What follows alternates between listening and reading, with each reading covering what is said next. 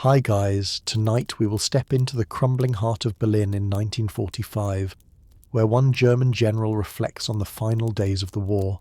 This is not a tale of battles and victories, but of silence in ruined streets, of exhaustion in a city surrounded, and of the heavy weight of choices made at the end of everything. You will hear the quiet voice of a man who had seen too much, standing in a city that was about to fall. Before we get started, if you enjoy exploring hidden corners of history at a slower pace, make sure to like this video, subscribe to the channel, and let me know in the comments where in the world you're tuning in from. I'd love to connect with you there. The last days in Berlin were unlike anything else, a mixture of fear, resignation, and a strange calm that came when there was nothing more to fight for. The spring air carried a deceptive sweetness, mingling with the dust of collapsed buildings. For me, each step through the city felt like walking through the remnants of another world, one that was already gone. By April, the Soviet artillery thundered closer each night, their shells striking with a rhythm that was both terrifying and inevitable. In the headquarters, we received fragmented reports, desperate messages, and commands that no longer matched the reality outside. Every conversation carried the same unspoken knowledge. The end was here. In the grand buildings where decisions were once made, windows were shattered, and maps lay scattered across tables that no one studied anymore. I often found myself staring at those maps, remembering when red arrows and lines carried meaning, when strategy was still possible.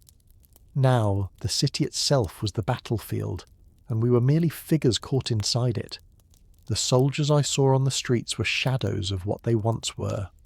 Some still stood tall, others leaned against walls, their faces pale, uniforms dirty, boots worn through.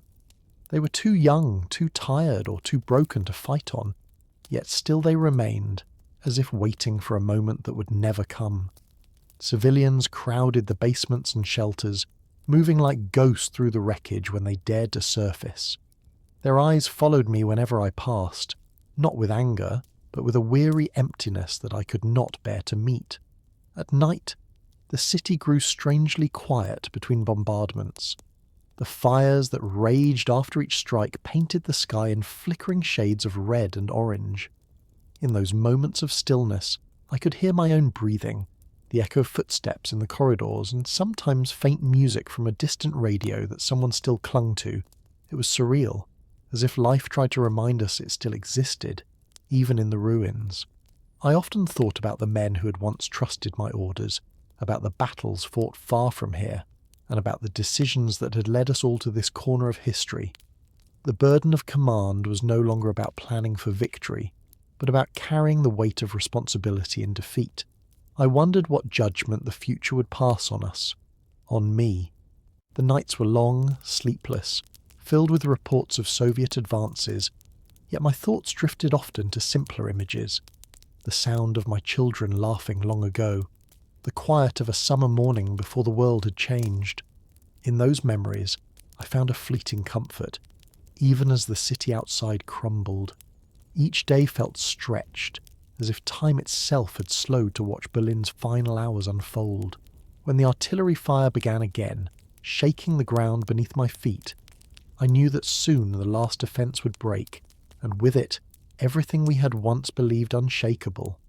And yet, in that realization, there was a strange peace. The fight was over, though the city had not yet surrendered.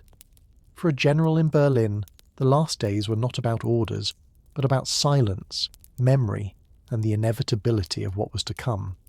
The second week of April unfolded with a strange rhythm, as if the city itself breathed slower while waiting for the inevitable. Each morning I would rise from a narrow bed in the cold room that had become my quarters, put on the same uniform whose buttons no longer shone, and walk through corridors where echoes outnumbered people. Officers gathered around tables not to plan, but to listen to the distant roar of artillery and to exchange glances heavy with things none dared to say aloud.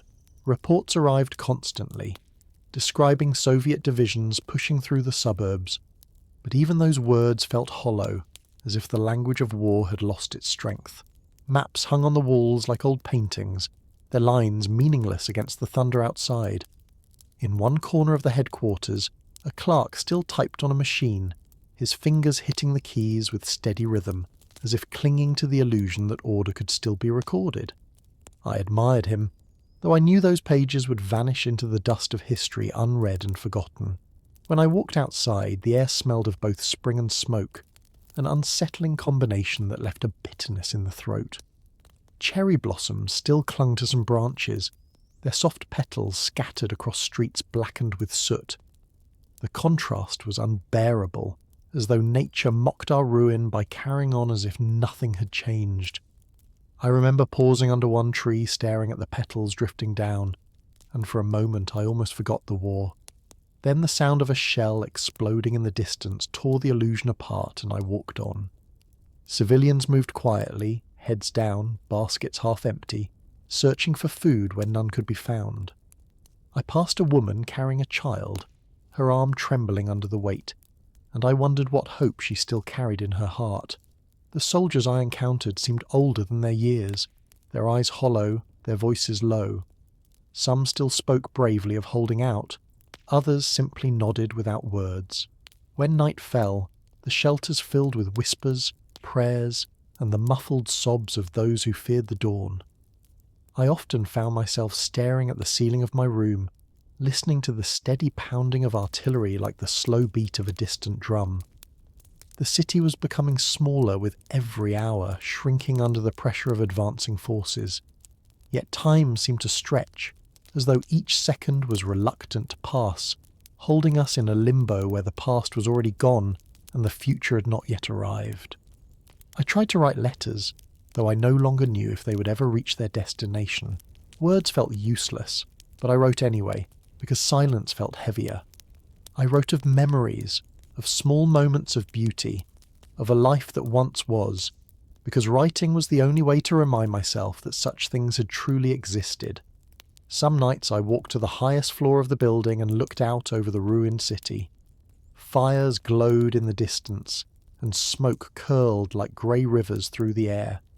It was both terrible and strangely quiet, as though Berlin itself had resigned to its fate.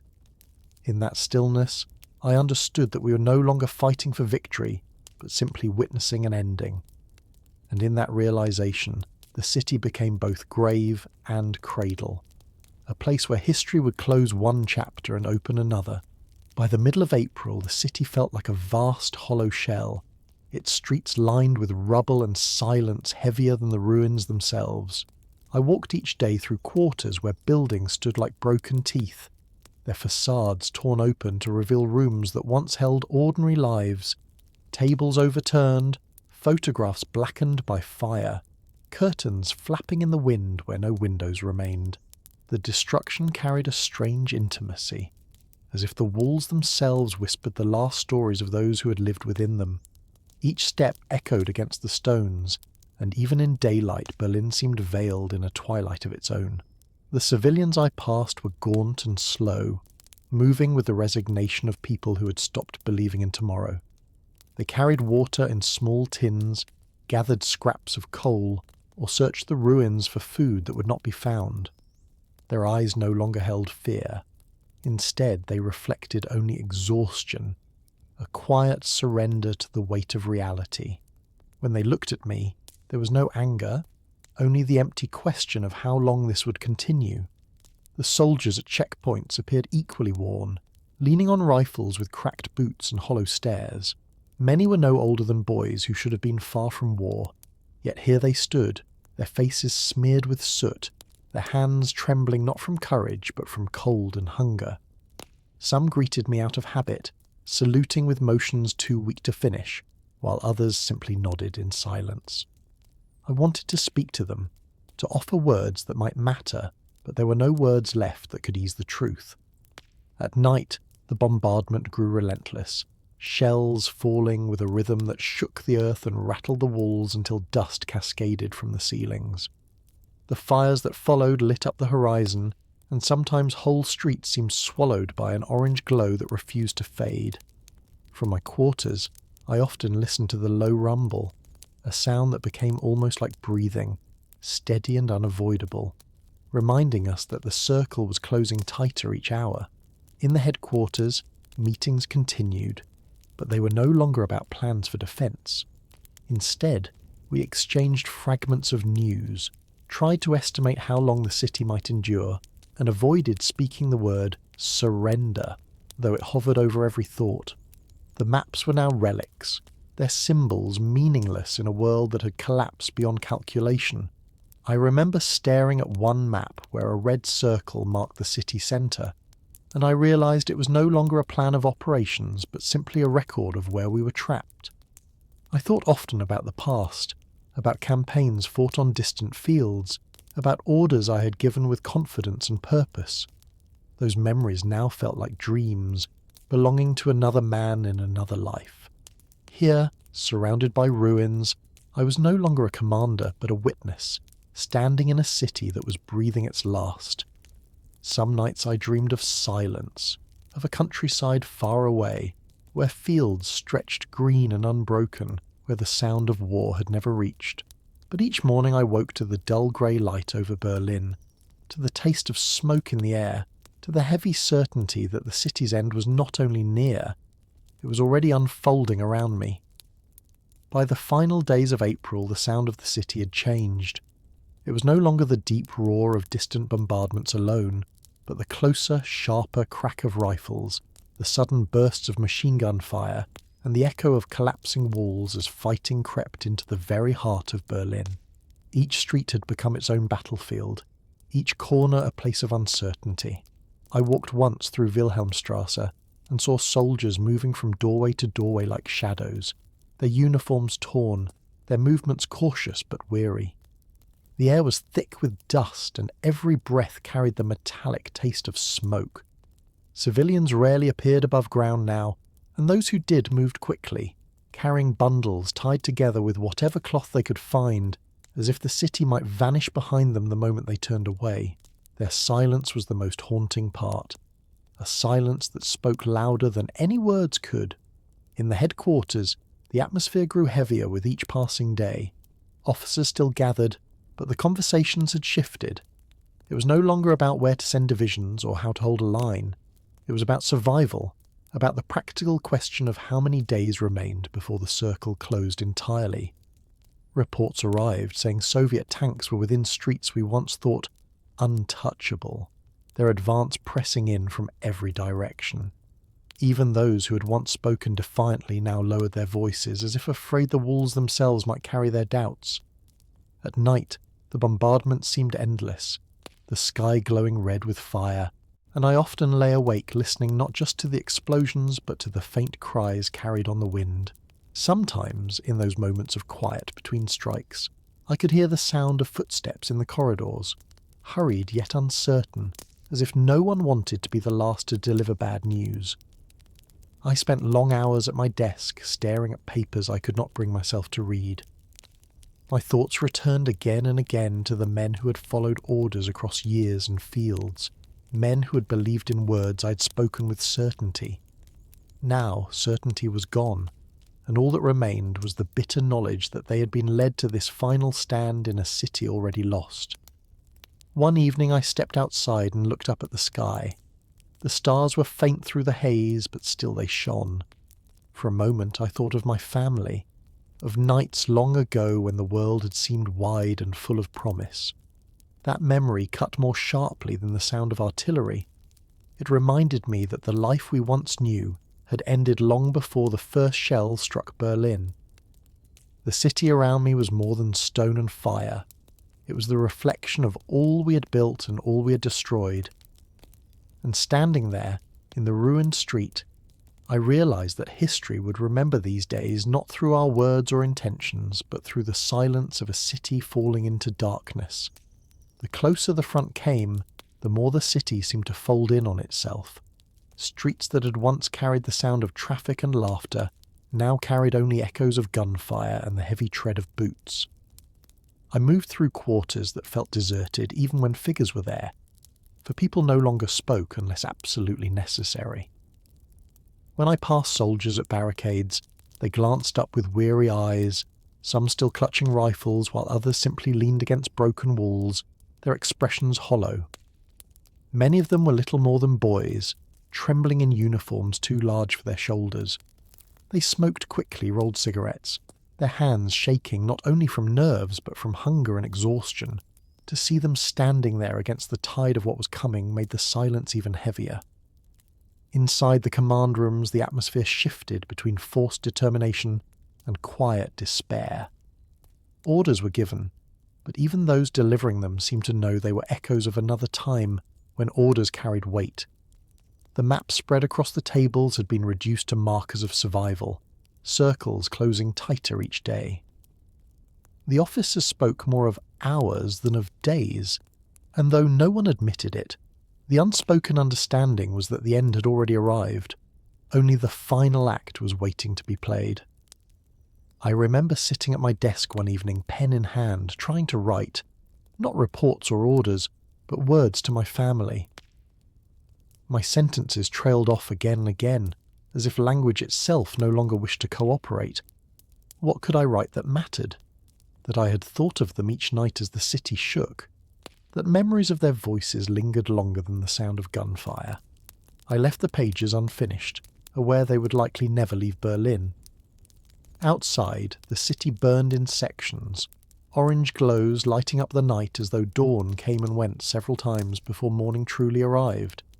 The smell of ash filled every corridor, and dust clung to every surface, so that even the air seemed to grow heavy. I would sometimes pause at windows and listen for sounds of life beyond the fire and stone. Once, faintly, I heard someone playing a piano, the notes wandering through the night like a ghost of the world before. The melody was fragile, uncertain, yet it seemed to reach deeper into me than the thunder of artillery. For a moment I closed my eyes and let the music carry me elsewhere, to memories of quiet rooms and softer days. Then the sound was gone, replaced by the harsh rhythm of shells striking ground not far away. I understood then that Berlin was not merely a city under siege, but a place caught between memory and oblivion. Each building, each face I saw carried both the weight of what had been and the inevitability of what was coming. And though I still wore the uniform of a general, I no longer felt like one. I was a witness, moving through streets that were writing their own epitaph with fire and silence, and there was nothing left to command except the strength to watch it unfold. The days blurred together as April drew to its close, and the city seemed to live in a permanent twilight, even when the sun was up. Dust hung in the air so thick that the light itself looked faded, as if Berlin had been separated from the rest of the world. Every corner carried the echo of shell fire, sometimes distant like a storm on the horizon, sometimes close enough to rattle the ground beneath our feet. I walked through rooms that had once been meeting halls and now were filled with shattered glass and fragments of plaster, where voices carried not authority but weariness. In the eyes of the men around me I saw the same reflection I carried myself, the knowledge that everything was collapsing and that our role had shifted from acting to simply enduring. The soldiers in the streets still held their posts, but the spark of belief was gone. Some still muttered that relief would come, that something might change at the last moment, but their words faded even as they spoke them. Others said nothing at all, only watching with the blankness of men who had given more than they had to give. I saw young boys clutching rifles with trembling hands, their faces pale beneath the grime, their voices cracking when they answered commands. To see them there was like seeing a reflection of desperation itself, a generation thrown into an ending they could not understand. The civilians who emerged from basements moved quickly, as if the open air itself was dangerous. They carried buckets for water or pushed small carts filled with whatever they could salvage. I caught glimpses of faces lined with exhaustion, children pressed tightly against their mothers, old men leaning on canes as though every step might be their last. And yet there was still an order to their movement, as though routine itself offered them a fragile shield. In the evenings, when fires painted the horizon, I sometimes walked to the edge of a ruined square. The silence between bombardments was almost unbearable, because in that silence every thought came rushing back. Memories of years when Berlin was filled with light and music, when uniformed men marched with certainty instead of weariness, when speeches carried promises instead of despair. Those images returned like ghosts, and I felt them pressing on me heavier than the walls that threatened to collapse. Inside, at the headquarters, we still received reports, though their content was more a confirmation of what we already felt than news. The Soviets were everywhere now, pressing in from east and south, their artillery mapped out in the rhythm of each night's explosions. The officers read the messages quietly, placing them on tables already covered with abandoned papers. No one argued anymore. There were no strategies left to discuss, only acknowledgements of what could not be changed. In that resignation, I found a strange calm. The weight of decision lifted, replaced by the simplicity of witnessing the end. And though fear lingered in every corridor, it was accompanied by an odd stillness, as if the city itself had accepted its fate and was waiting, not for salvation, but simply for the curtain to fall. As the calendar reached the final days of April, the mood in the city deepened into something beyond despair. Berlin no longer felt like a place of the living, but like a vast monument to endings, each street carrying echoes of footsteps that hesitated, each building leaning under the weight of silence. When I walked through the corridors of the headquarters, I felt the walls themselves growing colder, as if stone and steel had absorbed the resignation of the people inside. The officers who once argued passionately now spoke in low voices, their words measured not by strategy, but by the need to fill the air with something other than fear. The maps on the tables were rarely touched, their lines now meaningless scratches on paper that bore no resemblance to the chaos outside. I often found myself standing before them, not to study but to remember, as though by staring at those shapes I could summon back the years when they mattered. Outside, the city breathed with fire. Entire blocks were reduced to rubble overnight, the flames painting the horizon so brightly that night and day blended together. In that strange half-light, I would see soldiers moving along the edges of ruined buildings, carrying rifles with a heaviness that made each step look final. They no longer spoke of victory or even survival, only of how many hours until the Soviets reached the next street. Civilians kept to the shadows, their faces pale against the dust, clutching bundles of belongings that looked pitiful against the scale of destruction. I passed one family huddled in a doorway, the father holding a lantern while his children leaned against him with closed eyes. For a moment I stopped, but there was nothing I could say, and I moved on, their silence following me like a shadow. At night the bombardments became a rhythm one could almost predict. The whistle of shells through the air, the sudden thunder that shook walls and rattled the ground, the brief silence after, and then the cycle again. I lay awake through it all, my thoughts drifting from the present into the past. I thought of parades where uniforms shone in the sun, of speeches that filled streets with cheers, of moments when the future seemed endless. Those memories felt unreal now, like fragments of a dream from which I had awoken into a world stripped bare.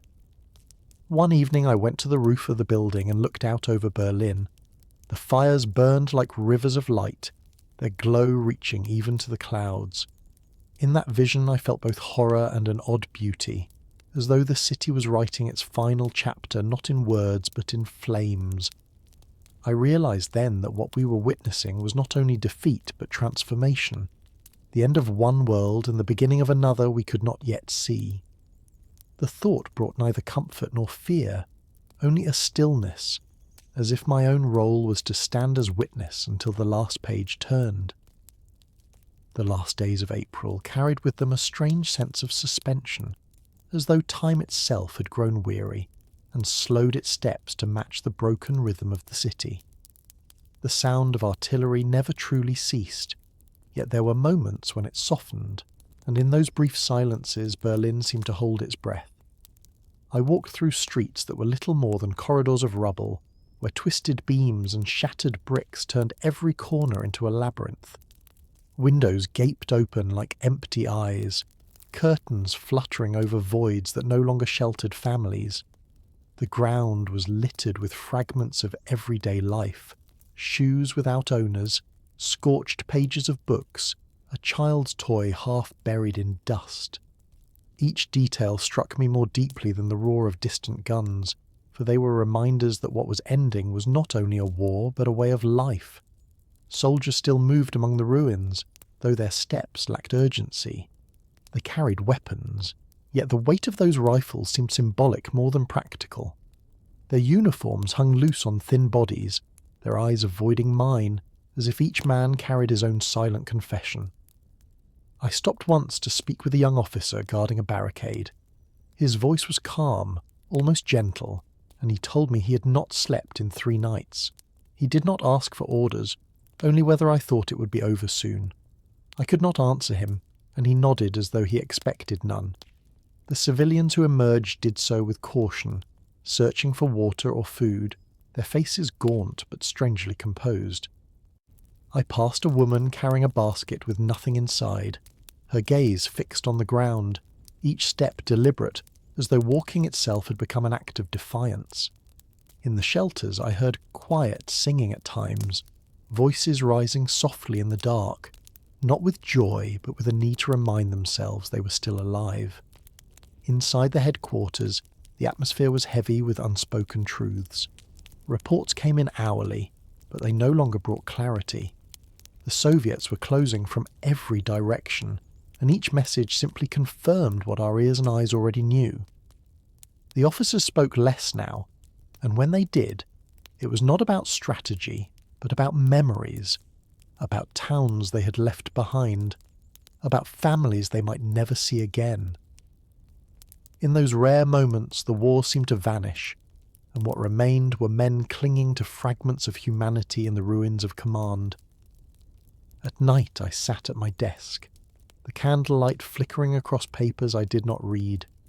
I thought of my children, of the sound of their laughter, of evenings when the world felt simple and the future endless.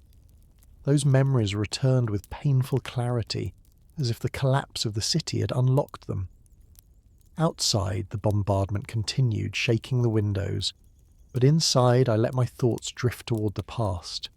It was the only way to endure the present. Berlin was no longer a place of plans or battles, but a place of waiting, of watching walls crumble and skies burn, of knowing the end was certain yet still unseen. In that waiting, I discovered a quiet beyond despair, a stillness that wrapped itself around me like the night, reminding me that even in ruin there remained the steady beat of existence, fragile but unbroken. The final days of April settled over Berlin like a heavy cloak, pressing down on every street, every wall, every weary soul who still moved among the ruins. The sound of the city was no longer one of life but of collapse. The distant thunder of artillery, the crack of rifle fire echoing through narrow alleys, the low groan of stone giving way as another building fell. Each morning I awoke not to the promise of a new day, but to the certainty that it would be much like the last, another step deeper into inevitability. When I left the headquarters, the air tasted of smoke and metal, the sky dim with a haze that blurred the line between day and night. I passed soldiers crouched behind barricades of broken carts and sandbags, their faces grey with dust, their eyes reflecting not courage but fatigue beyond words. Some nodded when they saw me, out of habit rather than conviction, while others did not look up at all. Their silence spoke more clearly than any salute. Civilians moved rarely now, and when they did, they seemed like phantoms, thin figures with hollow cheeks, clutching bundles too small to hold much of a future. I remember seeing a child holding a ragged doll, her steps careful as she followed her mother through the rubble. The sight stayed with me long after I'd passed them, a fragile thread of innocence stretched thin against the weight of destruction. Inside, the headquarters was filled with the sound of papers rustling and footsteps pacing, though nothing those pages carried could change our fate. Messages arrived faster than we could read them, yet all told the same story. The Soviets had crossed this street, taken that bridge, pressed close to the centre. Each report was another step in a march we could not halt. The officers spoke little now, and when they did, their words were quiet, almost like confessions. Some recalled their homes, Others muttered prayers. In those moments I no longer saw them as soldiers, but as men stripped bare by the tide of history, clinging to fragments of themselves before the current swept everything away. At night, I walked the halls unable to sleep, the bombardment shaking the floor beneath my boots. Sometimes I paused at a window to watch the glow of fires rise over the rooftops, the flames licking the sky as if to write the city's final testament. The silence between explosions was worse than the thunder itself, for it carried every memory I wished I could silence, the laughter of my children in summers long past, the music of festivals, the certainty of a world that had once seemed indestructible. Those memories returned with sharpness, reminding me of what was lost and of what could never be regained. In those moments I felt less like a general, and more like a lone witness standing amid ruins too vast for words. Berlin was ending not with a sudden fall, but with a slow unravelling, each hour pulling another thread loose, until nothing remained but the bare fabric of existence. And in that unravelling I understood that my task was no longer to command, but simply to endure, to watch and remember, so that even if the city crumbled to ash, some part of its story would live on in the silence of those who had seen it. The final days before May arrived carried a strange mixture of chaos and stillness, as though the city itself was caught between motion and silence. Every street I crossed seemed to echo with contradictions, the crash of artillery that shattered walls followed by long pauses where only the wind moved through broken windows. Berlin no longer resembled the capital I had once known. It had become a labyrinth of rubble and shadows, a place where each step revealed fragments of a life that no longer existed. I walked past abandoned trams frozen in the middle of streets, their metal frames twisted by fire, their seats covered in ash. Once they had carried workers, children, families.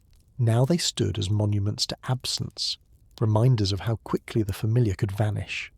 Soldiers patrolled slowly, their boots crunching over glass, their movements sluggish with exhaustion. Some still tried to maintain a sense of order, whispering instructions or pointing to barricades, but the tone was subdued, stripped of any illusion of control. I watched one man help another adjust the strap of his rifle, their gestures simple, almost tender, as though in those small actions they found the last remnants of camaraderie. Civilians appeared rarely, and when they did, their presence seemed unreal, like figures from a dream wandering through ruins. I saw an old woman carrying a small pot, her back bent, her pace steady but painfully slow.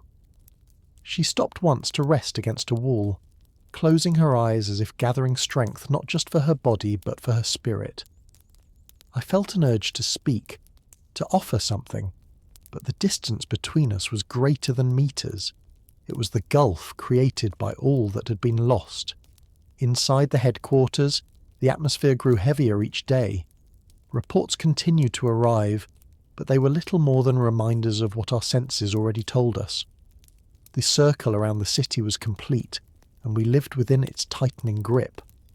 The officers spoke with hushed voices, their words carrying the weight of finality.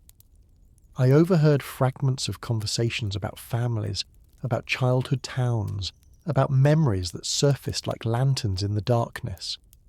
The war had stripped us down to these last details, the human fragments that remained when the structure of command dissolved. At night the bombardment seemed closer than ever, shaking the walls until dust rained from the ceilings. I often stood at a window, watching the horizon burn, the fires stretching like veins of light across the city. The glow illuminated the ruins in a way that was both terrible and strangely beautiful, as if Berlin itself was transforming into a vast torch burning away the past. In those hours I no longer thought of orders or outcomes. I thought of silence, of fields untouched by war, of the sound of wind moving through grass. I thought of moments that once seemed ordinary, but now felt unreachable, preserved only in memory. The city was falling, but within that fall I sensed something unspoken, the awareness that endings, however brutal, also carried the seeds of what might come next. For me, though, there was no future to imagine, only the task of bearing witness, of walking through the last days with eyes open, so that in the silence that followed, someone would remember how it felt when Berlin breathed its final hours. The last hours of April carried a weight that pressed on every stone and every breath taken within the city. Berlin was no longer a place of living rhythms, but a hushed expanse of ruins, echoing with the occasional crack of rifles and the steady thunder of artillery.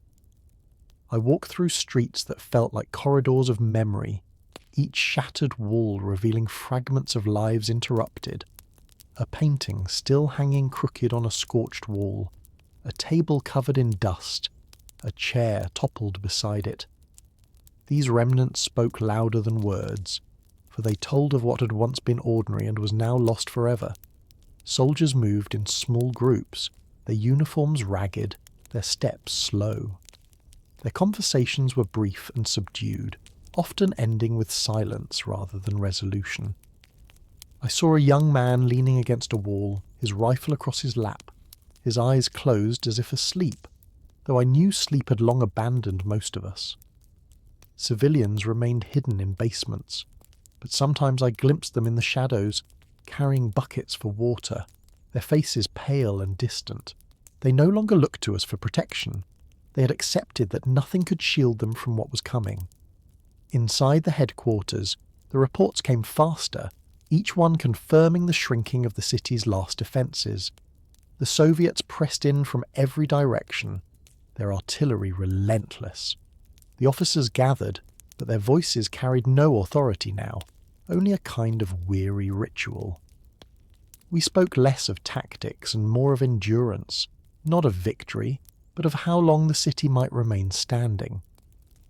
The maps on the tables were covered in dust, their lines irrelevant, yet I found myself staring at them late into the night, not to plan but to remember when they still carried meaning. At night the bombardments were closer, shaking the walls until plaster rained from the ceilings. The flames that rose beyond the rooftops turned the sky into a vast furnace, painting the ruins in shifting shades of orange and black. I would watch from the windows, the glow casting long shadows that moved like restless spirits through the streets. The silence between explosions was the hardest to bear, for it carried the weight of every thought we could not escape, memories of what once was, and the certainty of what was ending. In those moments I realized that Berlin was no longer just a city under siege. It had become a symbol, both of what had been built and of what was being destroyed. And I, still wearing the uniform of a general, felt less like a commander than a witness, moving through a landscape where history was closing its doors.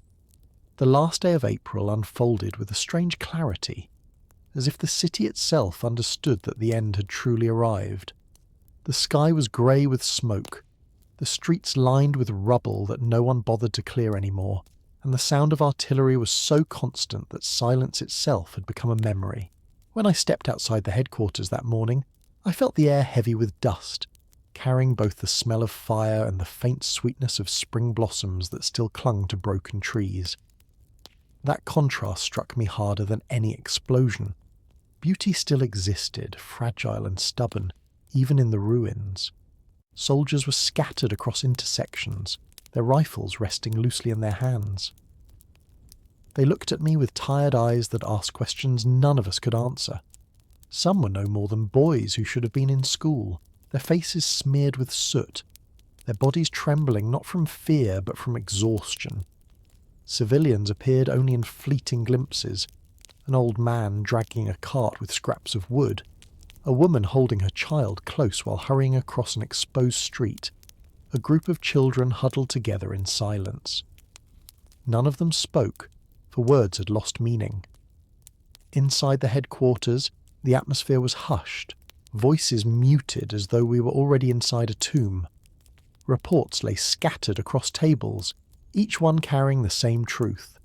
The Soviets were closing from every direction, their tanks pushing deeper into the city's centre.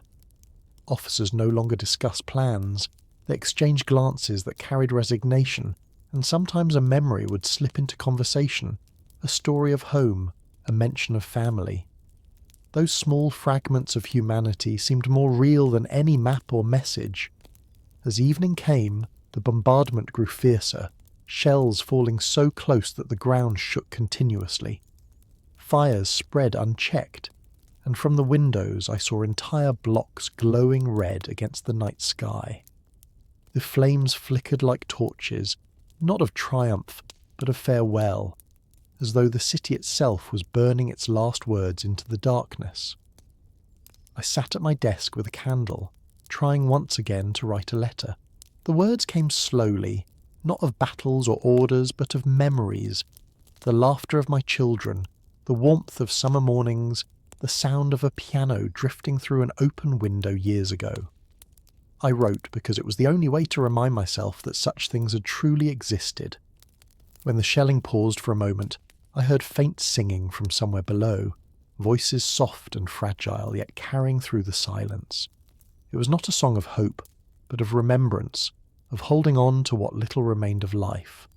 And as I listened, I realized that the last day of April was not only the end of a month, but the closing of a chapter far larger, a chapter that had carried us all to this place of fire, rubble, and memory.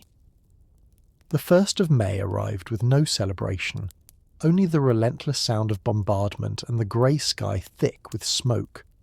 Once this date had marked parades and banners, music in the streets, children waving flags. Now it was only another day of survival in a city that had forgotten joy. I awoke to the thunder of artillery shaking the walls, dust falling onto my desk where papers lay unread. Outside the window, flames licked at rooftops, sending black clouds into the sky. When I stepped into the corridor, officers moved silently, their faces pale in the dim light, their voices hushed. Reports told us what we already knew.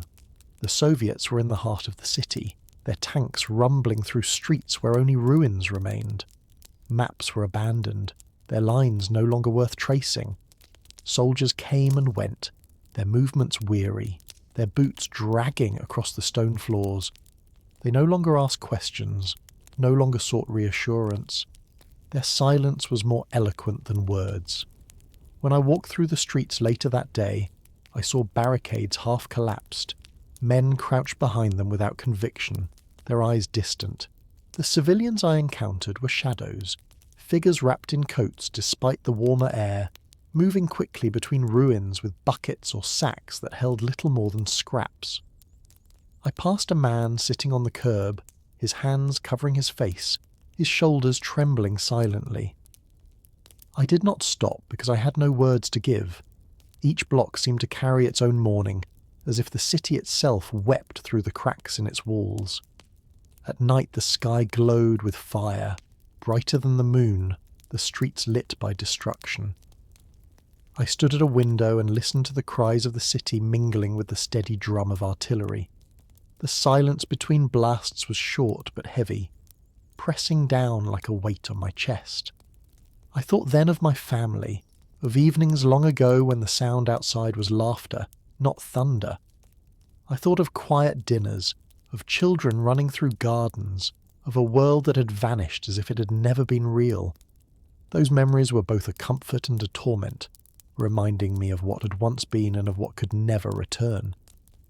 In that moment I understood with painful clarity that May had come, but for us it brought no renewal, no hope.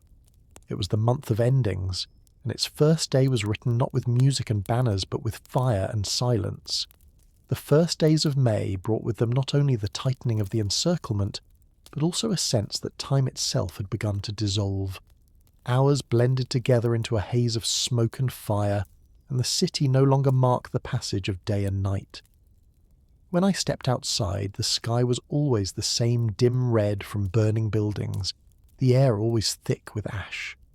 The thunder of artillery had become so constant that silence itself was now a stranger. I walked through the headquarters halls and saw men who once had carried themselves with authority now hunched over tables staring at papers without reading them. The messages that arrived were redundant, repeating the same grim truth from different corners of the city. The Soviets were everywhere, their advance unrelenting, their grip on Berlin almost complete. No one argued anymore, for argument required the illusion of choice, and choice had long since left us. Soldiers in the streets continued their routines, but their movements were mechanical, like rituals kept alive out of habit. They carried rifles without conviction, their uniforms torn and stained, their eyes reflecting only emptiness. Some leaned against walls and smoked in silence. Others sat with their backs to the rubble, staring into nothing. The civilians who emerged were even quieter, drifting like shadows through streets where nothing remained to sustain them. I saw a woman guiding two children across a broken square, their hands clutched tightly in hers, their eyes wide not with fear but with resignation. They did not cry, they simply moved, as if guided by instinct alone. Inside, I spent hours staring at the candlelight flickering across my desk. I tried to write again, though the words felt empty. I wrote of memories, of a summer morning long ago when the air smelled of grass and the sound of church bells carried across the fields. I wrote because it was the only way to remind myself that life had once been more than smoke and thunder. Yet even as I put the words on paper, I knew they would likely never be read. At night, I climbed to the roof of the building and looked out across the city. Fires stretched in every direction, and the glow reached the clouds, painting them in shades of crimson and black. In that vast sea of destruction, Berlin seemed less like a city and more like a dying star, collapsing inward until nothing remained. And as I stood there, the thought struck me with quiet certainty. History would not remember the noise of these days, but the silence that followed. The silence of a city that had given everything and had nothing left to surrender but its final breath. By the second day of May, the heart of Berlin was no longer a city but a shell, its veins filled with smoke, its breath the steady rhythm of falling shells. When I walked outside, the streets were lined with ruins so complete that it was difficult to recall how they had once stood. Entire blocks had become mountains of rubble, staircases leading nowhere, walls rising without roofs. Every step carried me deeper into a landscape that felt both familiar and foreign, a place I had known yet no longer recognized. Soldiers passed me in silence, their boots crunching over stone and glass. Some carried weapons that seemed heavier than their strength, others clutched bandages stained with old wounds. None of them asked for orders, none sought direction. They moved like men fulfilling a duty that no longer had meaning, bound by habit alone. I stopped once to look into their faces, and in each I saw the same reflection I carried myself, the quiet certainty that the end had already arrived, even if the city still stood. The civilians I encountered were thinner now, their clothes torn, their steps slow. I saw an old woman sitting on a doorstep, her gaze fixed on the street though nothing passed. She did not look at me when I walked by. She seemed already far away, her body present but her spirit withdrawn to a place beyond the ruins. Children clung to their mothers, too tired to cry, their eyes wide with emptiness. In the headquarters, reports no longer mattered. We read them out of routine, but they were only confirmations of what the sounds outside already told us. The Soviets were within blocks, their tanks pressing through the very arteries of the city. Officers whispered among themselves, but no plans emerged. Our voices had grown so quiet that at times the bombardment drowned us out entirely. I spent hours in my quarters, listening to the steady pounding that shook the walls, watching the candlelight flicker on papers I could not finish. I thought often of my family, of summers long ago when the sky was blue and endless, when laughter filled the air instead of smoke. The contrast was unbearable, and yet it was the only way I could still feel alive, to remember what had once been. That evening I climbed to the top of the building again. The view was endless fire, the sky a burning canvas, the streets glowing like veins of molten light. The noise was relentless, yet in my heart there was an odd calm. I understood then that nothing remained to fight for but memory, and memory itself was fragile, flickering like the flames below. Berlin had become both grave and monument, a city already belonging to history even as it still burned. And I, standing there, was not a general but simply a witness to its final hours, holding within me the silence of all that had been lost. The 3rd day of May began with the same thunder that had shaken the city for weeks, but now it was closer, more insistent, as though the earth itself groaned with the strain of what was unfolding. When I stepped into the street, the air was already heavy with smoke, carrying the acrid scent of burning wood and stone. Entire rows of buildings had collapsed overnight, their remains spilling into the streets, blocking paths that once led to squares and shops. I moved carefully through the rubble, my boots crunching over broken glass, each sound amplified by the silence of those who no longer filled the streets. Soldiers crouched at corners, their rifles resting loosely in their hands, their eyes following me not with expectation, but with the empty acknowledgement of men who no longer believed. They nodded faintly, some saluting out of habit, others too weary even for that. Their faces were pale beneath soot, their expressions unreadable. The civilians I passed were fewer now, shadows moving with deliberate caution. I saw a woman carrying a child wrapped in a thin blanket, her steps unsteady as she crossed a square scarred by craters. Behind her, an old man dragged a cart that held nothing but scraps of wood, his body bent under its weight. Neither spoke. Their silence echoed more loudly than the bombardment. Inside the headquarters, the atmosphere had shifted from tension to resignation. Reports continued to arrive, but they were no longer discussed with urgency. The Soviets had taken this bridge, reached that square, pressed through another district.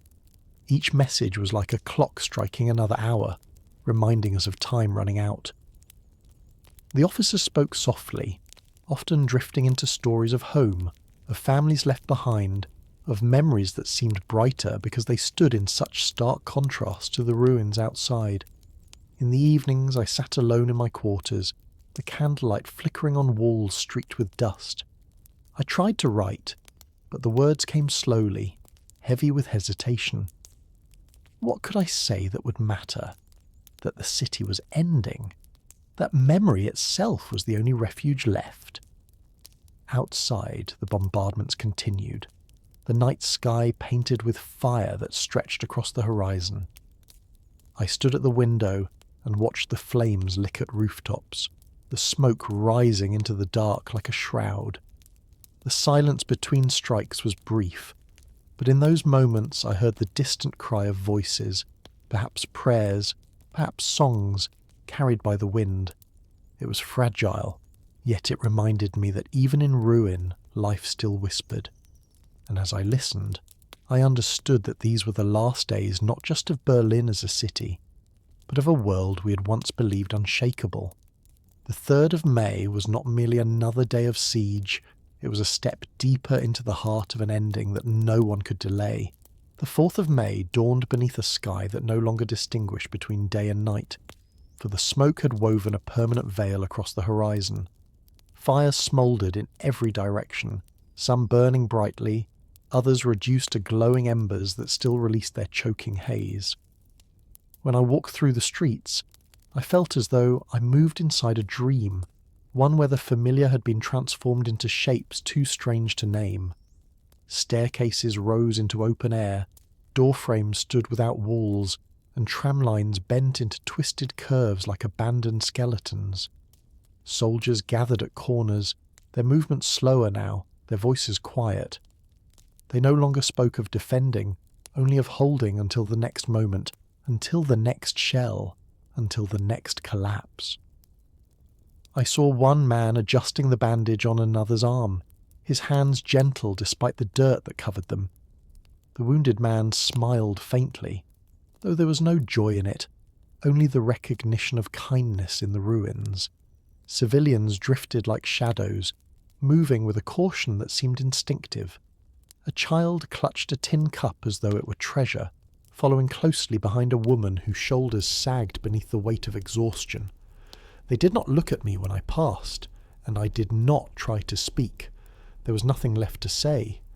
Inside the headquarters, the air was heavy with dust and fatigue. Papers lay scattered on the tables, their ink smudged, their lines irrelevant. Reports spoke of Soviet tanks pressing through the centre, of barricades falling one after another. None of us questioned these words, for they merely echoed what the city itself told us with every rumble, every collapse, every fire that lit the night. Officers whispered their thoughts, sometimes about the past, sometimes about nothing at all.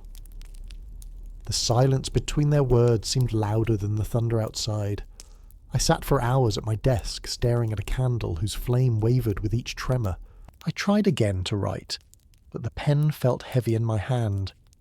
I wrote not of war, but of memories, of walking through fields in the summer, of voices carried by wind, of the sound of bells on quiet mornings. These images came to me with painful clarity, as if the city's destruction had sharpened every detail of what was gone. At night, I went to the roof and looked out. The fires painted the horizon in colours too bright for darkness, too sombre for light. The city stretched before me like a vast pyre, glowing and silent except for the endless roar of shells. In that moment I felt both smaller and heavier than ever before, as if the weight of all that had been built and destroyed pressed down on my shoulders. The 4th of May was not a day but a threshold, one step further into the silence of history, one step closer to the final moment when Berlin would cease to exist as anything but memory. The 5th of May began with a silence more unsettling than the bombardments that had become constant. For a brief hour in the morning the thunder of artillery faded, and the city lay under a heavy stillness, broken only by the distant creak of falling beams and the occasional shout carried by the wind. I walked outside into streets that looked more like scars than thoroughfares, each one marked by craters, shattered vehicles, and walls that leaned like tired giants. The air was damp with smoke and dust, and the taste of ash lingered with every breath. Soldiers sat at corners without speaking, some with their heads bowed, others staring into the distance as though already gone from the present. Their rifles rested against their knees, forgotten for the moment, for there was no energy left even to pretend. I passed a group of boys no older than 16, their uniforms torn, their boots too large, their faces hollow. One of them tried to smile when he saw me, but it was the smile of habit, not of spirit. I nodded in return, and we both looked away quickly, unwilling to hold the truth in each other's eyes. Civilians still moved, though barely. A woman carried a bucket that was almost empty, her steps dragging, her expression fixed on the ground. An old man leaned on a stick, pausing every few steps as though the city itself resisted him. I wondered what thoughts carried them forward when there was so little left to reach. Inside the headquarters, the atmosphere was a mixture of dust, candlelight, and resignation. Reports piled on the tables, though no one truly read them anymore. The words were familiar. Another district lost, another bridge taken, another barricade reduced to rubble. The officers read them aloud, not for strategy, but because silence had become unbearable. Between the reports they spoke of their homes, their families, their memories. Some tried to recall small details, as though clinging to fragments might hold back the tide of forgetting. I sat apart, listening, writing nothing, because the weight of memory was already too much to bear. In the evening the bombardments returned with renewed force, shaking the ground so violently that plaster fell from the ceilings in thick clouds. I stood at a window and watched the fires spread across rooftops, their glow flickering like restless spirits in the night. The horizon was a sea of red, and in it the city seemed to drown. Yet in the midst of destruction I heard something faint, voices singing once again, soft and unsteady but real. The sound carried through the chaos, fragile as glass yet unbroken. It was a reminder that even in the ruins, humanity still whispered, still insisted on being heard. And as I stood there listening, I realized the 5th of May was not only another day of siege but a testament to endurance, to the quiet persistence of life even when surrounded by death. The 6th of May arrived beneath skies that seemed lower than before, pressing down with their heavy blanket of smoke. The city was quieter in places now, not because the fighting had lessened, but because there were fewer voices left to fill the silence. I walked through streets where entire rows of houses had been flattened, their remains piled high like broken cliffs, staircases still jutting upward to nowhere, bits of wallpaper clinging stubbornly to fragments of wall. It was haunting to see the colours, flowers and stripes meant for children's rooms, still visible among the soot. Soldiers sat among the ruins, their bodies slouched, their weapons lying close but untouched. One man smoked a cigarette, exhaling slowly, his eyes fixed on nothing. Another leaned back against a stone, his helmet resting in his lap as though even its weight was too much to carry.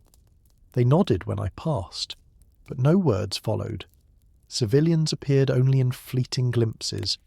A woman dragging a sack filled with rags, 2 children carrying a single loaf of bread between them, an old couple holding hands as they shuffled through debris. Their silence was heavier than the ruins. In the headquarters, the atmosphere was hushed, the candlelight dim and unsteady, the air thick with dust. Messages came with regularity, but their content blurred into sameness. The Soviets pressed forward street by street, block by block, and each report marked another corner of the city swallowed by fire. No plans were drawn, no countermeasures proposed. The officers read the papers and then let them fall onto the growing piles, as if adding to the weight of forgotten words. We spoke little now. Some tried to remember fragments of songs, others told stories of places far from Berlin, voices trembling not with fear, but with the effort of remembering something other than destruction. I listened more than I spoke, for the words I might have offered felt hollow in the face of reality. At night the bombardments grew harsher. The walls shuddered with every impact, dust falling in clouds that coated our clothes and skin. I stood by the window and looked out over the burning rooftops, the flames climbing into the sky with relentless hunger. The glow reflected in broken glass, turning the ruins into mirrors of fire. In those moments I thought of the past, not of campaigns or parades, but of small things, the sound of footsteps on gravel paths, the way sunlight once fell through trees.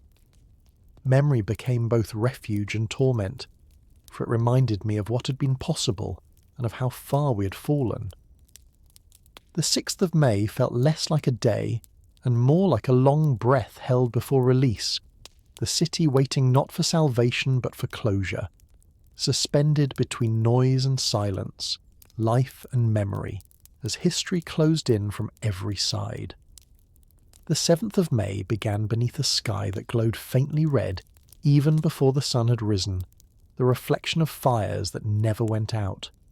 The air was thick with smoke and dust, so heavy that each breath felt like swallowing ash.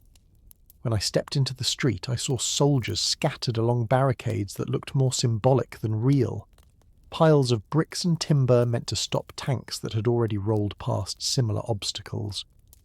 The men behind them were slumped in silence, their rifles resting across their knees, their uniforms torn, their boots caked with soot. They glanced at me but did not speak, and I offered no words in return. Their silence was a mirror of my own. Civilians were nearly invisible now, yet sometimes I caught sight of them moving cautiously between ruins. A boy carried a bucket that seemed far too heavy for his thin arms, his mother following behind with her face hidden beneath a scarf blackened by smoke. An old man sat on a doorstep, his cane propped beside him, staring into the distance as if he could still see a city that had once been. None of them looked at me for long. Their eyes were fixed on survival, moment by moment. Inside the headquarters, the atmosphere was dense with resignation. The tables were littered with reports, but none of them brought anything new. The Soviets had taken another street, reached another bridge, advanced closer to the centre. Each message was like a tolling bell, counting down not days but hours. The officers gathered but no longer debated. Their conversations turned to fragments of memory, stories of childhood summers, voices of wives and children, landscapes far away from the ruins outside. I listened quietly, aware that these words mattered more than any plan we could make. They were reminders of who we had been before the city became our prison. At night, the bombardments grew closer still. The walls shook as though the earth itself rebelled against the weight of history being written upon it. I stood at a window and looked out across the city, the flames spreading in waves, rooftops collapsing beneath the glow, smoke curling upward like endless funeral banners. The sound was deafening, yet there were moments when a sudden pause came, and in that silence my memories flooded back with painful clarity. I thought of my children's laughter, of quiet evenings when the air smelled of grass instead of ash, of mornings when the future had seemed wide and bright. Those images burned more sharply than the fires outside, for they reminded me of what had been lost beyond recovery. The 7th of May carried no hope, no illusion of reprieve. It was simply another step deeper into inevitability, another reminder that the city was no longer living but only enduring, waiting for the final breath that would end its suffering. And I, standing among the ruins, understood that my role was no longer to command or resist, but to witness, to carry the memory of a city in its last days as it faded into history. The 8th of May arrived with a strange stillness, the kind that follows after a storm yet carries no peace. The guns had not fallen completely silent, but their rhythm was slower, more scattered, as if even destruction itself had grown tired. I walked through streets that were almost unrecognisable, avenues once wide and full of voices now reduced to narrow paths between mountains of rubble. Tram rails bent upward like twisted bones, charred beams lay across cracked stones, and smoke rose from craters that glowed faintly in the morning light. The soldiers I passed were fewer, gathered in small groups, their uniforms ragged, their faces hollow. They no longer stood in formation, no longer held their rifles with purpose. They sat on broken walls or crouched near doorways, their eyes staring at the ground. Some whispered to each other, others said nothing at all. When they looked at me, it was not with expectation but with recognition, as though we all understood there were no orders left to give, only hours left to endure. Civilians appeared like phantoms. A woman carried a basket with nothing inside, her hands trembling, her steps slow. 2 children followed her closely, their eyes wide, their movements cautious, as if each sound might bring ruin upon them. I watched them vanish into a doorway without a word, and the silence they left behind lingered in the street. Inside the headquarters, the rooms were dim and heavy with dust. Reports continued to arrive, though their meaning was now little more than ritual. The Soviets had taken this quarter, advanced beyond that bridge, occupied another district. Each paper added to the pile, but no discussion followed. The officers sat in silence, their faces lit by candlelight, their thoughts far from the ruins. Some closed their eyes as if listening to voices from another time, voices of families they might never see again. I too thought of my own, their laughter echoing faintly in my memory, sharper now against the background of silence. As night fell, the bombardments flared again, shells striking close enough to shake the ground continuously.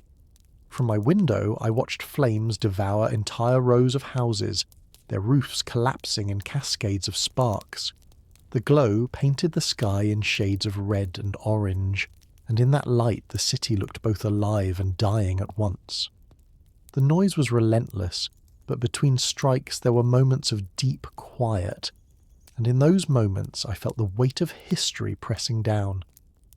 I understood that the 8th of May was not simply another day of siege. It was the threshold of an ending, the moment when Berlin ceased to struggle and simply awaited the final breath. And as I stood there, a uniform still on my shoulders but no command left to give, I realized that my task had narrowed to a single duty: to remember, to bear silent witness as the city that had once been the heart of an empire faded into ruins and smoke. The 9th of May began not with the roar of artillery, but with a silence that felt heavier than sound itself. For hours the city lay under a strange hush, broken only by the distant crackle of fires and the groan of collapsing walls. I stepped outside into a world that no longer resembled Berlin. The streets were filled with rubble so deep that paths twisted like rivers through stone. Once familiar landmarks had been reduced to piles of dust and fragments, their outlines barely visible through the smoke. Soldiers lingered at corners, their movements slow, their expressions hollow. Some carried weapons loosely, others not at all. They spoke in whispers, voices thin, as though even sound risked shattering the fragile stillness. I saw a group of men sitting in a circle on the ground, their helmets discarded, their eyes distant. They did not rise when I passed. Their war had already ended, at least inside themselves. Civilians appeared rarely, drifting like shadows. A woman led an old man by the hand, his steps unsteady, his eyes closed as though guided more by memory than sight. 2 children sat on a doorstep, clutching each other, their faces streaked with ash, their gazes fixed on the emptiness ahead. Their silence was unbearable, heavier than cries could ever be. Inside the headquarters, the atmosphere was subdued. Reports were delivered quietly, but their words no longer carried urgency. They spoke of surrender, of endings, of the reality we all had known yet avoided naming. Officers sat in dim rooms, their faces lined with fatigue, their voices hushed. Some prayed, others wrote letters they would never send, words that served only as confessions to themselves. I watched them and felt the same weight pressing on me, the realization that everything had collapsed beyond command, beyond orders, beyond control. That evening, I walked to the roof and looked across the city. Fires still burned, though not with the ferocity of nights before. Their glow was steady, like embers refusing to die. The horizon was veiled in smoke, and above it the faint stars appeared, blurred but present. For the first time in weeks I heard no explosions, only the distant murmur of voices carried on the night air. It was eerie, almost surreal, a silence that felt less like peace and more like aftermath. I thought then of the past, of the years that had led to this, of the choices made and the illusions carried. The 9th of May was not only another day, it was the moment when the city stood between life and history, no longer fighting but not yet gone, breathing faintly in its ruins. And as I watched, I understood that my presence there was not as a general, but as a witness, standing on the threshold of silence, holding in memory the final image of Berlin before it faded completely into time. The 10th of May carried with it a silence that felt final, as though the city had surrendered not only in words but in spirit. The guns no longer roared with the same fury, the streets no longer shook with constant bombardment. Instead, Berlin lay under a heavy stillness, the kind that follows after storms, though the ruins proved the storm had not passed but simply consumed everything. I walked through the streets and found them nearly empty. Rubble filled every corner, beams jutted out of collapsed roofs, and the blackened shells of buildings loomed like silent guardians of what had once been life. The soldiers I encountered were scattered, their postures slumped, their weapons lowered. Some sat alone, staring at the ground as if searching for answers in the dust. Others leaned against broken walls, their eyes distant, their movements slow. They no longer saluted, and I no longer expected them to. Their silence was not defiance but resignation. The civilians I passed moved like shadows. An old woman carried a bundle of clothes, her steps uneven, her gaze fixed downward. A boy followed behind her, clutching a cracked cup as though it were the last piece of value he owned. A group of people stood in the ruins of what had once been a bakery, their faces pale, their eyes hollow. They did not speak. They simply stood among the ashes, as if waiting for the world to begin again. Inside the headquarters, the atmosphere was subdued beyond words. Officers sat in dim candlelight, the reports before them unread. The word surrender hung in the air, though rarely spoken aloud. It was no longer an idea to resist, but a fact we could not deny. Some wrote letters, others stared into the flame of the candles, their thoughts far away. I listened to their silence and understood that nothing more could be commanded. Our roles had ended. What remained was only the passage from action into memory. That evening I returned once again to the roof. The city stretched before me in ruins, its fires smaller now but still burning in pockets, glowing like embers unwilling to fade. Smoke curled upward into the night sky, where faint stars struggled to shine through the haze. For a long time I stood there listening to the stillness. It was not peace, but something heavier, the weight of finality settling over stone and soul alike. I thought of the years that had led here, of the choices and illusions that had carried us to this place, and I thought of the lives that had filled this city once. Voices, laughter, footsteps echoing through streets that now lay broken. The 10th of May was not just another day. It was the moment when Berlin seemed to exhale its last breath, leaving behind ruins that spoke louder than any voice. And I, still in uniform but with no command left, realised I was no longer part of events but only a witness, standing quietly at the edge of history as it closed its doors. The 11th of May unfolded like a long exhale, the city breathing out the last of its strength into the smoke-filled air. The guns were fewer now, their thunder scattered and irregular, as though even destruction itself had grown weary. When I walked through the streets, the silence felt heavier than the noise that had come before. The ruins loomed higher, the rubble piled deeper, and the emptiness of each block was broken only by the sound of footsteps echoing off stone. Soldiers remained, though fewer than ever. I saw them gathered in small groups, their rifles lying beside them, their heads bowed. Some spoke softly, their words drifting away before reaching my ears. Others sat in silence, staring at their hands as though seeing them for the first time. They no longer carried the look of men prepared for battle. They were simply men waiting for what could not be avoided. Civilians moved through the ruins like shadows clinging to the edges of existence. I passed a woman carrying a lantern, though it was still daylight, her face lined with exhaustion, her steps slow but steady. Behind her trailed two children, their clothes torn, their eyes too tired to widen at the sight of me. A man hauled a cart that held only broken wood, his body bent forward with effort, his expression blank. These figures seemed less like survivors and more like remnants of another world, drifting silently through the ruins of what had once been a city of millions. Inside the headquarters, the atmosphere was hushed, voices subdued, papers scattered across tables as if abandoned mid-thought. Reports continued to arrive, though they carried no urgency. The words were always the same: streets occupied, positions lost, resistance scattered. The officers spoke little, their conversations drifting into memories of home, of fields far from Berlin, of voices they longed to hear once more.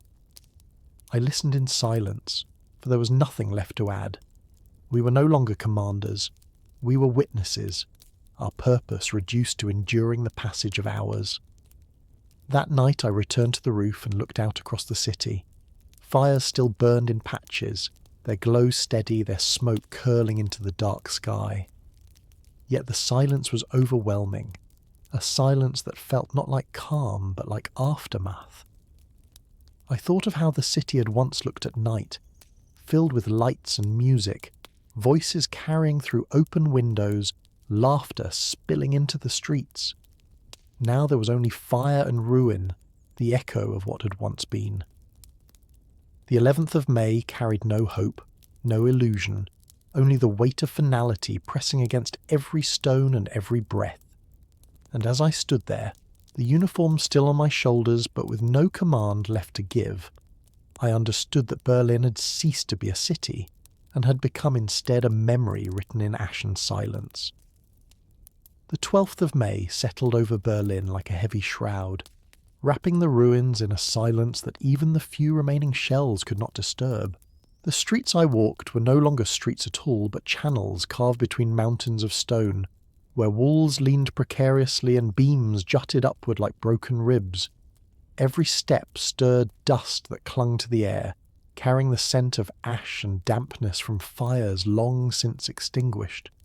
Soldiers remained in small clusters, their presence ghost-like. I passed 3 of them sitting against a collapsed wall, their rifles resting across their knees, their helmets discarded at their feet. They spoke softly to one another, their voices steady but subdued, as if rehearsing words they had already spoken many times. When they looked at me, it was not with expectation but with quiet acknowledgement, the recognition of men who knew the truth yet did not need it spoken aloud. Civilians appeared rarely, and those I saw moved as though through a dream. An old woman carried a bundle of sticks, her back bent, her steps deliberate. A child followed her closely, clutching a cracked plate to his chest as though it were a treasure. I saw a man searching the rubble of what had once been a home, his hands sifting through bricks and dust, lifting fragments and setting them down again, his face expressionless. Inside the headquarters, the atmosphere was subdued beyond words. The rooms were dim, the candles burning low, the tables covered with papers no one read anymore. Reports still arrived, but they no longer mattered. They spoke of final positions, of advances that could not be stopped, of remnants of resistance swallowed by the tide. The officers sat in silence, sometimes exchanging glances, sometimes lowering their heads in thought. Conversations had shifted fully into memories now. Small fragments of lives lived far away, of voices remembered in the dark, of fields untouched by war. I listened to them and found myself drifting into my own memories, of mornings long ago when the air was clean and the sound of church bells carried across quiet streets. Those images felt impossibly distant yet painfully sharp, as though destruction had burned away everything but memory. That night, I stood once again on the roof. Fires glowed faintly in the distance, but the city was darker now, its light fading, its sounds reduced to occasional cracks and the distant collapse of walls. The silence pressed down, heavier than the roar of bombardment had ever been. In that silence, I realized that Berlin was no longer even a battlefield. It had become a monument, a vast grave of stone and ash. The 12th of May was not a day of fighting, but of waiting, of breathing slowly in the ruins, of knowing that the final moment was near. And I, still in uniform, felt less like a participant than a solitary witness, holding within me the memory of a city that had already passed into history. The 13th of May began beneath skies still thick with smoke, the air heavy with the residue of fires that seemed endless. The city no longer felt alive but suspended, as though waiting for a final word that had not yet been spoken. When I walked through the ruins that morning, the silence pressed against me from every side. Rubble filled the streets so completely that paths wound through it like narrow corridors, the stones crunching beneath my boots. Broken walls leaned dangerously, their surfaces streaked with soot, windows shattered, doorframes standing alone without purpose. Soldiers were few, and those I saw carried themselves not with defiance, but with a kind of weary stillness. One sat on the edge of a crater, staring into its depths as if trying to measure the emptiness. Another leaned against a burned-out vehicle, his rifle slung loosely across his shoulder, his eyes unfocused. None of them asked for direction. They were men adrift in the ruins, waiting like the city itself. Civilians remained almost invisible, but I glimpsed them here and there. A young woman carried a small basket filled with scraps of bread, her steps deliberate as 2 children followed closely, their hands clutching the folds of her coat. An elderly man pulled a cart with broken wheels, stopping often to rest, his face hidden beneath a layer of dust. These fleeting figures felt less like people than echoes, reminders that even in devastation, life still moved forward step by step. Inside the headquarters, the atmosphere was subdued to the point of stillness. The tables were covered with papers no one touched. Candles burned low, and the air smelled of wax and smoke. Reports arrived but carried no urgency. They spoke of advances, of positions swallowed by the tide, of the city reduced further each hour. The officers who once spoke with fire now sat in silence, some with heads bowed, others lost in thought. Their conversations, when they came, drifted into fragments of memory, names of places, voices of family, the sound of rivers far away. I listened without speaking because these words mattered more than anything left in the reports. As evening fell, the bombardments began again, though they seemed weaker, more scattered. Still, the ground shook, the windows rattled, and dust fell from the ceilings like a steady rain. I stood at a window and looked out over the burning horizon.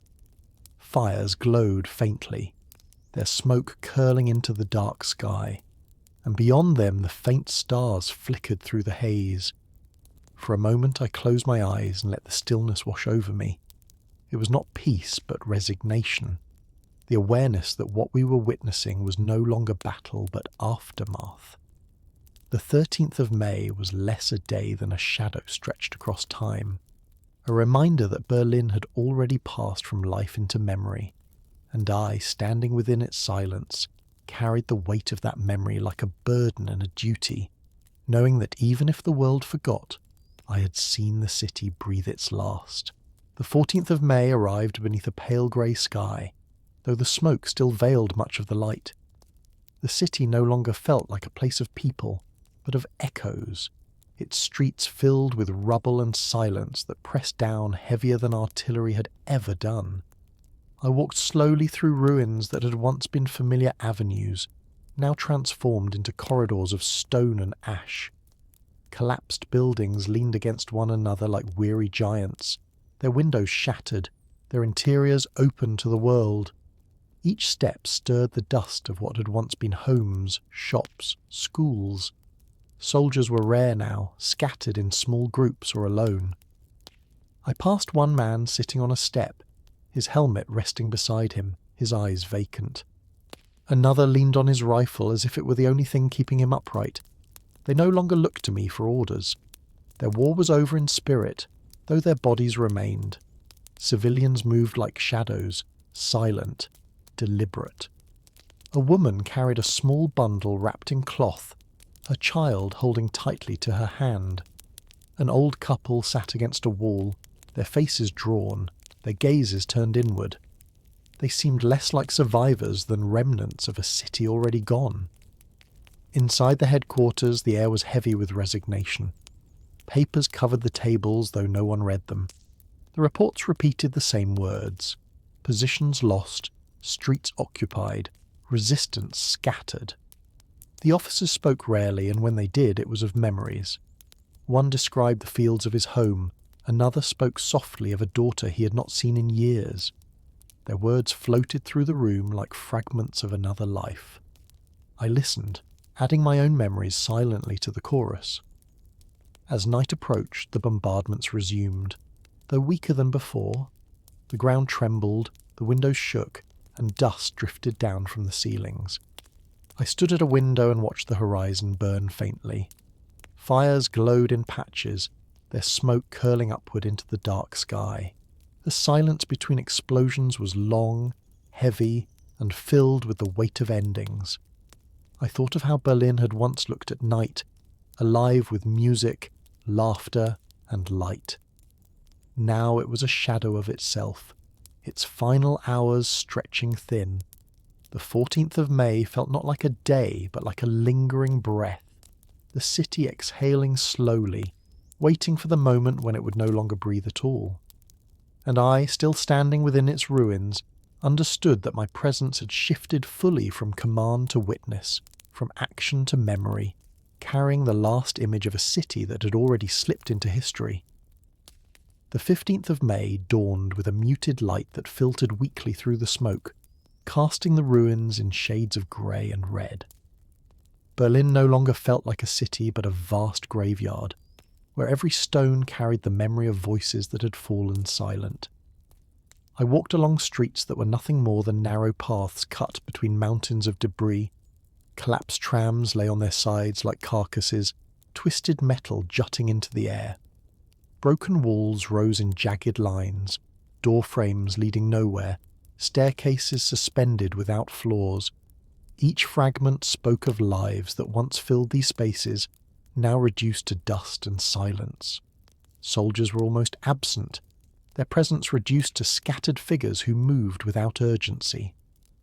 I saw one man leaning against a burned-out vehicle, his helmet tilted forward, his eyes closed though he was not asleep. Another sat on a crate, his rifle across his knees, staring at the horizon without expression. They were no longer defenders but remnants, bound not by duty but by habit. Civilians, too, moved like ghosts. A woman carried a tin pot with nothing inside, her child clinging tightly to her side. An old man walked slowly with a cane, pausing every few steps to gather strength.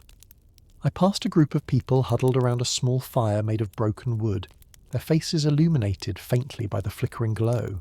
They did not speak, for words had lost their place here. Inside the headquarters, the silence was even heavier. Papers lay untouched, the ink faded, the maps irrelevant. Reports still came, but no one cared to read them. They told us only what we already knew, that there was nothing left to hold, nothing left to resist. The officers sat quietly, some staring into the candlelight, others scribbling letters that would never be sent. Their conversations, when they came, drifted into fragments of the past, songs once sung, meals once shared, moments that belonged to another lifetime. I listened, my own memories rising unbidden, of gardens in summer, of voices carried by wind, of days when the world felt unshakable. As night fell, the bombardments returned, though weaker, their rhythm irregular. I stood at a window and watched flames flicker across rooftops, their glow stretching into the haze. The city seemed to breathe its last in slow gasps, the fires glowing like fading embers in the body of a giant. The silence between explosions was longer now, heavier, filled with the weight of finality. The 15th of May was not simply another day, but the confirmation of what we all knew. Berlin no longer lived. It lingered only as memory, its stones whispering of what had been, its silence louder than any cannon. And I, still wearing the uniform of a general, felt the truth settle upon me. I was no longer part of a war, but the last witness of its ending. The 16th of May unfolded beneath a sky that seemed emptied of colour, the smoke hanging low, blotting out even the faintest trace of sunlight. The air was cold, though spring had already come, carrying with it the smell of ash, damp stone, and the lingering bitterness of burned wood. I walked through streets that had become unrecognisable, every corner filled with debris, every path twisted by the wreckage of collapsed walls and shattered vehicles. The silence was no longer broken by the steady roar of artillery, but only by the occasional crack of stone giving way, or the distant fall of a beam. The city had grown quieter, but the quiet was not peace. It was the silence of exhaustion, of endings. Soldiers were few and scattered. I passed one leaning heavily on his rifle, his head bowed, his uniform torn and dark with soot. Another sat on a broken step, his eyes closed, his hands folded loosely in his lap. They were no longer soldiers in spirit, but men suspended in the ruins, waiting for the last moment to arrive. Civilians moved carefully, their figures thin, their steps deliberate. A woman carried a jug of water, her hands trembling with the effort. A boy followed closely behind her, clutching a cracked lantern though it held no light. An elderly couple sat near a doorway, their bodies pressed together for warmth, their eyes distant as if already withdrawn into memory. Inside the headquarters the silence was heavy. Reports still arrived but were left unread. They told us nothing new, only confirming what our eyes already knew, that Berlin was gone, reduced to embers and shadows. The officers sat quietly, their faces drawn, their words few. Some stared into the flame of candles, others whispered fragments of the past, voices of family, places far from the ruins, memories that seemed almost painful to recall. I sat at my desk and tried to write, but the pen felt heavy, the words hollow. I wrote of memories, of sunlight across fields, of voices carried by the wind, of moments that seemed impossibly distant now. Writing was the only way to remind myself that life had once been more than rubble and silence. As night fell, I climbed once more to the roof. Fires still burned faintly, their glow like scattered stars across the ruined horizon. Smoke curled upward into the dark, and above it a few real stars managed to break through, faint but visible. For a moment I simply stood and listened to the stillness. The 16th of May was not marked by battle or resistance, but by quiet resignation. The city no longer fought, no longer resisted. It only endured its final breaths. And I, standing there in uniform, but with no command left to give, understood with clarity that my presence had narrowed to one role: to bear witness to a city's last whispers before silence claimed it forever. The 17th of May rose without dawn, for the sky remained veiled by smoke, and the air carried the weight of silence heavier than any bombardment had before. Berlin was no longer a city in struggle, but a vast field of ruins, its breath shallow, its voice muted. I walked slowly through the streets, or what was left of them, each step echoing against stone and ash. The walls that still stood leaned like tired monuments, the broken skeletons of homes and halls that once held life. Staircases climbed upward into nothing, doorframes opened into emptiness, and every corner whispered of what had once been ordinary. Soldiers were almost gone, their presence reduced to solitary figures who moved without purpose. I passed one man sitting with his back against a wall, his helmet on the ground beside him, his gaze fixed far beyond me. Another walked slowly down the street, his rifle dragging against the stones, his steps uncertain, as if he moved not through a city but through memory itself. Civilians were fragile shadows, their bodies bent, their eyes hollow. A woman carried a child pressed tightly against her chest, her face hidden in his hair. An old man picked through the rubble with trembling hands, lifting fragments of wood as if searching for something he had lost long ago. They did not speak, and I did not speak to them. Words no longer belonged here. Inside the headquarters, the silence was absolute. The tables were covered with papers, the ink faded, the maps meaningless. Reports no longer came, or if they did, they were left unopened. The officers who remained sat quietly, their faces etched with exhaustion, their voices silenced. Some prayed under their breath, others sat in thought, their eyes unfocused. We were not leaders anymore. We were simply witnesses, present in the ruins of what had once been. That night I climbed once more to the roof. The fires were fewer now, but their glow still pulsed across the horizon, like the last embers of a great pyre. The smoke rose into the dark sky, where faint stars glimmered, distant and indifferent. I stood there for a long time, listening to the stillness. No shells fell, no shouts carried, no orders were given. Only the quiet remained, a quiet that pressed against my chest until I could feel it in my bones. The 17th of May was not marked by battle, not by surrender, but by silence. The silence of a city that had given all it could. The silence of stone and ash and memory. And as I stood there, my uniform heavy on my shoulders, I understood that my role had reached its end. I was no longer part of history being made, but a witness to history completed.